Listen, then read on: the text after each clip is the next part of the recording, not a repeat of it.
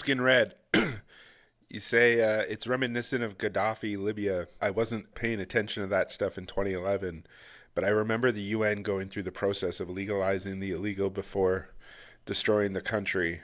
This feels like the same steps with steps removed.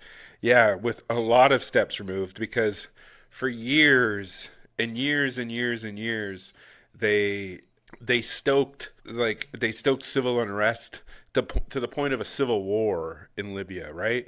They couldn't even do that here in Venezuela because even if there was election rigging, which is debatable, and if that is a reason to invade someone and remove a head of state, America is not someone to be throwing stones about having illegitimate elections to the point where they're willing to overthrow governments over it. But yeah, at the end of the day, this is steps removed big time because, like I said, they spent many years stoking civil unrest in Libya, in the surrounding area, in the North Africa, Middle East, to create those conditions to make it so that an illegal bombing would be seen as acceptable. This is just an outright fascist coup.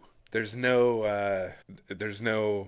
steps towards. There's no Hegelian process here. This is just yeah. This is absurdity at the highest level. The thing that's it's most similar to is again Patrice Lumumba, and as I said earlier, it's 65 years this month that to which that occurred, and what the story that I said earlier about Patrice Lumumba, that's like the original crime, but it built a prototype because, as I said in previous instances, they used this exact same operating procedure before, and how it evolves, right? It evolves into things like what I said with Qasem Soleimani, and that shows you how far it evolved. And it's not a coincidence that happened 6 years today, because when he was killed at that time, it just showed like secrecy is no longer something that is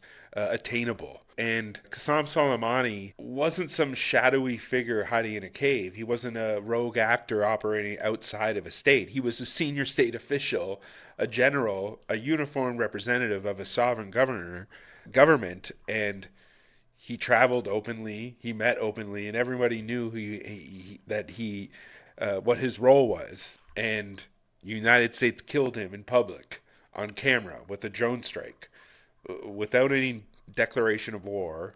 And that's the part that should have stopped everything. And it didn't. And instead, it just got absorbed.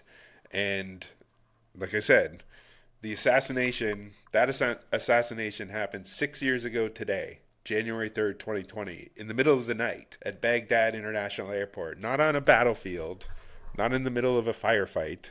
He was arriving on a diplomatic visit. The strike killed him and his companions and an Iraqi officials alongside him. And those details matter here because they mattered for as long as they didn't. Because what followed wasn't shock or restraint. It was explanation, justification, and applause.